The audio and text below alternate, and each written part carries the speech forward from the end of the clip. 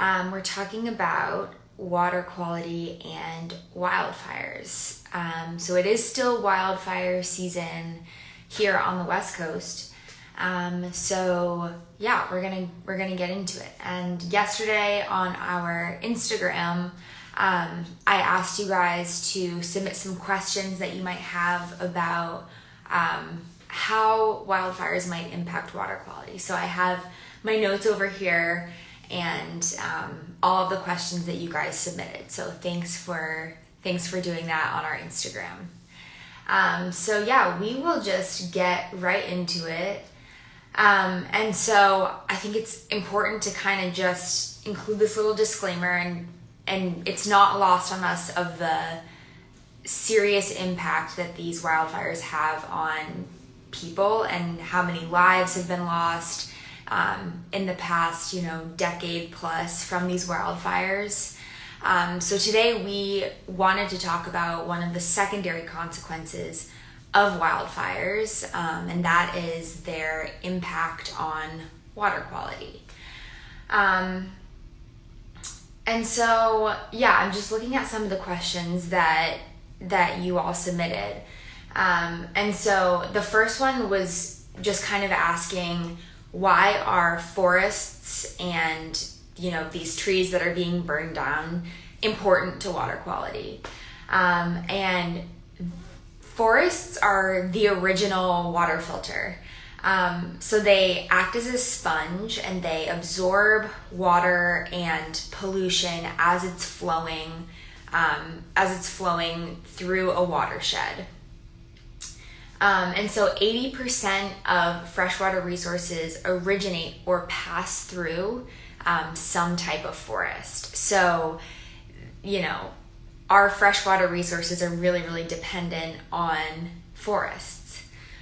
And so after a wildfire event, these forests become vulnerable to erosion, sedimentation, runoff, and other freshwater impairments, because there aren't, trees holding the soil in place. Everything can just be wiped away as water is flowing through a watershed. And so that also contributes to the speed or the flow of water. They actually slow down water so that it's given a chance to percolate into the soil. It's given a chance to be filtered by those natural processes that forests provide to us. And so without the vegetation, and when wildfires, take out an entire forest, that natural filtration completely goes away. And so that makes the job of water treatment facilities that much harder, and also just like filters like Hydroviv. If there's a ton of sedimentation in the water that's going, through your distribution system into your treatment plants, it's going to take more effort to remove the suspended solids and the organic matter that just accumulates from these forests not being able to do their job. So that being said, our next question was, what type of water quality pollution can occur from wildfires and how is it treated? So I decided to kind of break this out into two categories. So organic matter, so what I was just kind of talking about with the sedimentation, is one category, and then the second category is chemical pollution.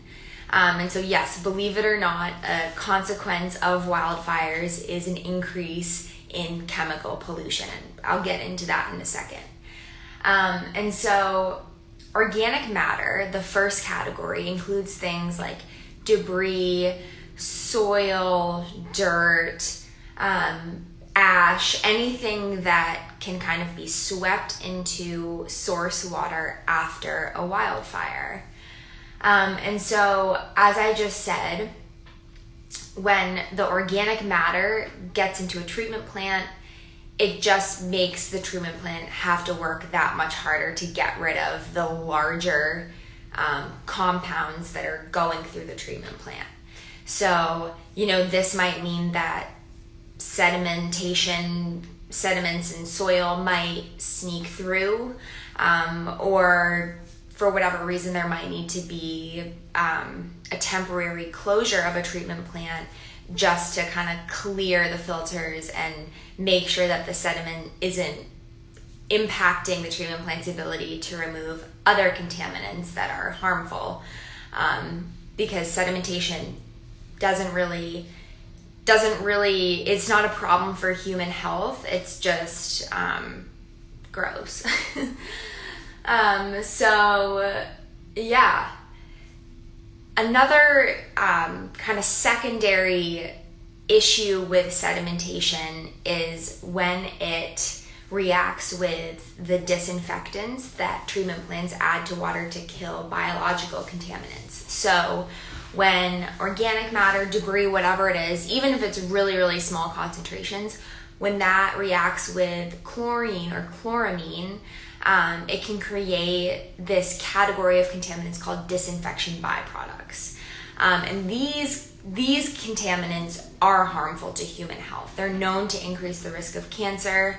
And, typically when we see a community with really high levels of disinfection byproducts, there might be like a little cancer cluster or something. And just kind of speaking from my own hometown, we, I believe, violated the level or were super, super high in the two regulated categories of disinfection byproducts, trihalomethanes and haloacetic acids. And we had like multiple young men with testicular cancer in my hometown. And so the buzz is kind of that those disinfection byproducts could have perhaps contributed to the increased risk factor for them to get that type of cancer. I digress. So that's kind of the deal with organic matter, that category of pollutants. Now we're going to move into the second, which is the chemical pollution. And so fire suppressants are obviously necessary for putting out these wildfires. I mean, they are peril to saving hundreds, if not thousands, of lives on the West Coast. That being said, some of the chemicals that are used in those fire suppressants are not great for human health. And the slurry that's used, like you've definitely seen the planes traveling across a wildfire, depositing some sort of liquid onto the fire, and that slurry has absolutely improved in the past 20-30 years. It's not as harmful as it was, but the issue is that new contaminants or new chemicals that are in the newer iteration of the slurry, we're still kind of learning about them. We don't really know how they're going to impact health. And so, yeah, it's just definitely something to be aware of. And yeah, the slurry can be things like colorants, corrosion inhibitors, thickeners, just anything that can control a wildfire, essentially. And so there's not a ton of research with the use of AFFF, aqueous firefighting foam, and its presence in the common wildfire slurry. So AFFF is typically used in localized fires by like fire departments, and it's not as prevalent in wildfire, but when it comes time to a natural disaster, it's kind of all hands on deck. Whatever is available, people are using. So yeah, there's not a ton of research on if AFFF is being used in these wildfires. AFFF contains an ingredient called PFAS, which we talk about all the time on our Instagram. And PFAS are a really nasty category of contaminants. And you can actually look at one of our previous Instagram lives, I think it was 2 weeks ago, maybe 3, where we kind of did a deep dive into PFAS chemicals, but definitely recommend checking that out. And so in short, or in summary, there is this kind of new study that I wanted to bring up. And it's really interesting, and it actually is probably going to be even a larger issue at the end of this wildfire season out here in the West and for years to come.